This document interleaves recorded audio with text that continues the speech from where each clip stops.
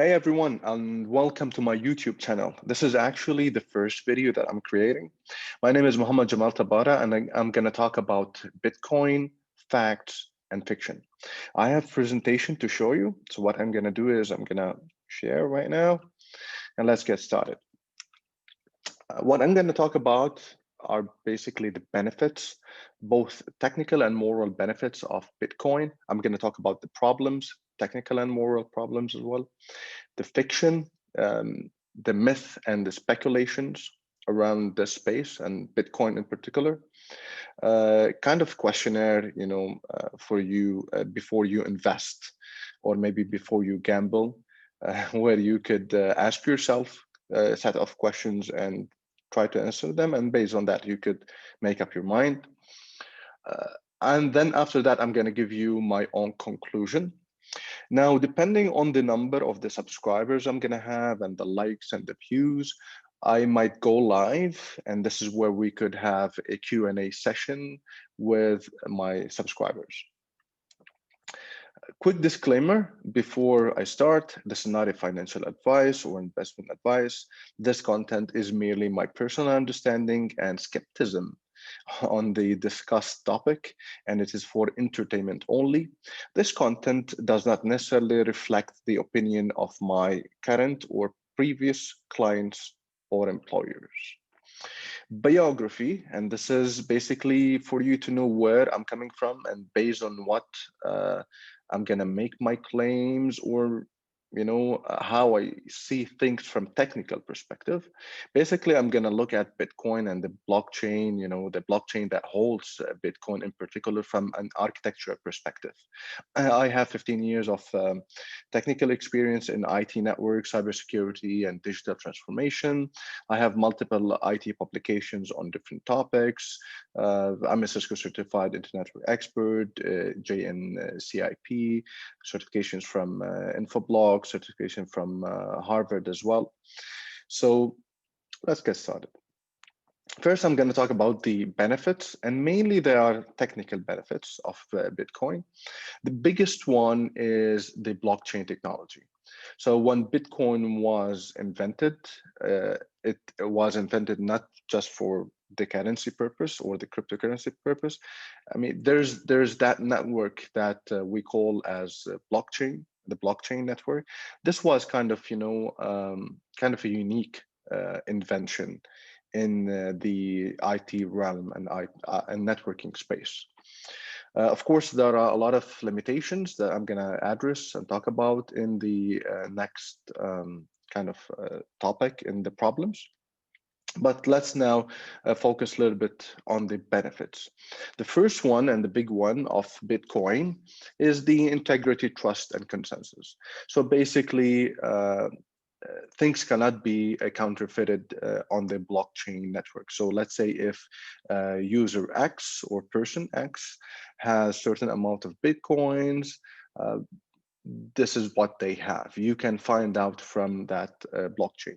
Of course, there are some mechanisms where some malicious activists could try to do double spend, where they could try to do multiple payments at the same time with what they have on kind of the money that they have. But there are some mechanisms actually that will prevent that, and there's something that later we can talk about, which is basically the confirmation.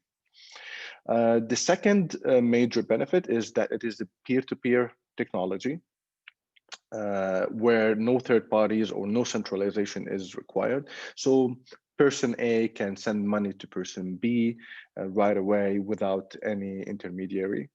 The third one is that the blockchain or Bitcoin blockchain is secure. It is transparent, where basically you could see what has happened, and you can track all transactions that happened in the past. It's a programmable. It cannot be seized or confiscated. It means that if you have a certain amount of Bitcoins on blockchain, no one can take that from you on the blockchain. But if you notice, it's kind of in a different format, that point is actually cannot be seized or confiscated. I'll come to that later on. That maybe someone could seize or confiscate your Bitcoin by force, and we will come to that later on. The blockchain is permanent, so basically anything that actually is being added to that blockchain will stay there forever. It's decentralized. It basically means, again, it's like similar to point number 2, that there's no centralized authority. It's decentralized.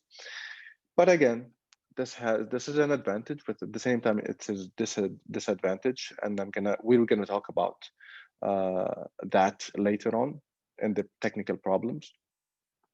Number 9 is it uses a mining or something that is known as proof of work. This is an advantage, but at the same time, it is a disadvantage. We'll talk about that, which basically is like these Bitcoins cannot be printed or minted or forged right away.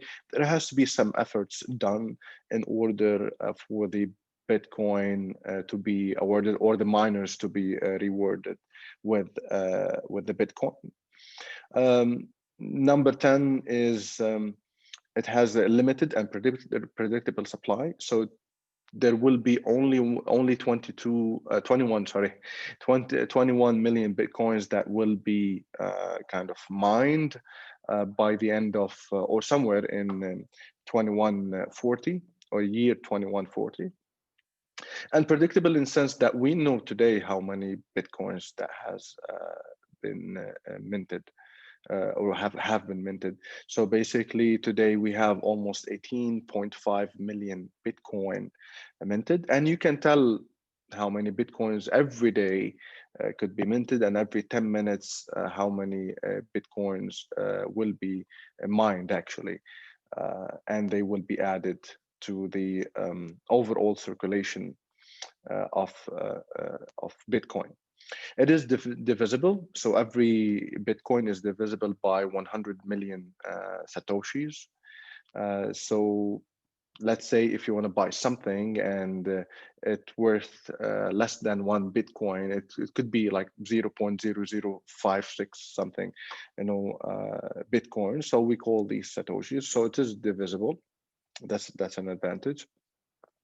And the last one here on this list, last but not least, I would say, it's portable.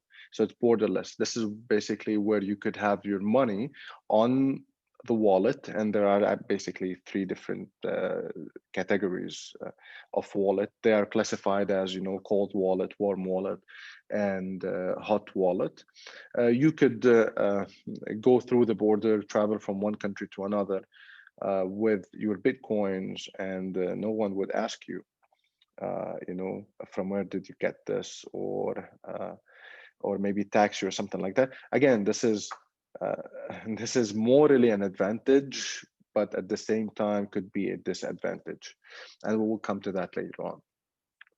Now, what you could hear the Bitcoin supporters and advocates, repeating over and over again, they tell you that Bitcoin is deflationary. It's not like fiat currency, where actually it loses its value over time.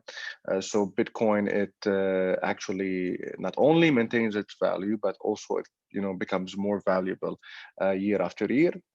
And they would tell you, for example, look at the price. You will see that the price actually started from $0.1, almost 10 cents in January 2009, and just a week ago it reached almost $41.5 thousand. So they will tell you it is deflationary.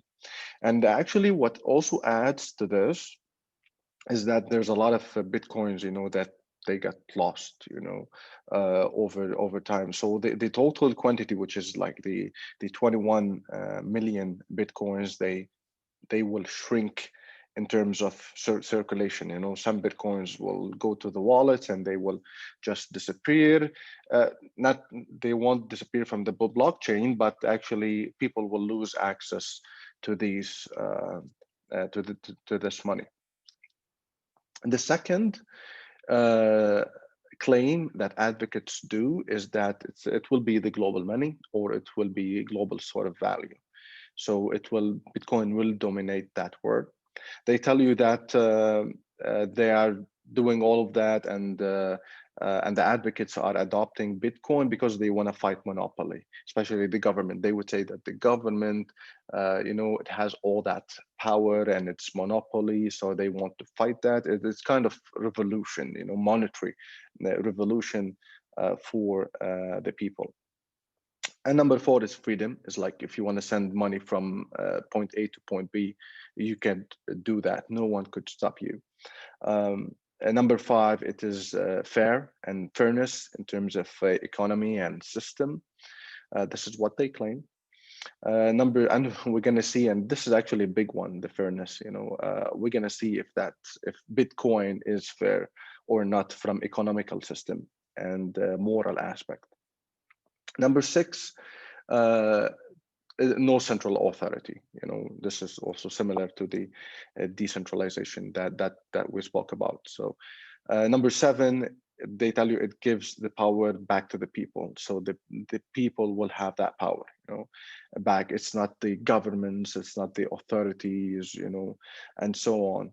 And this is actually, one of the things that they would allure or attract people to join this Bitcoin community and buy Bitcoin and so on.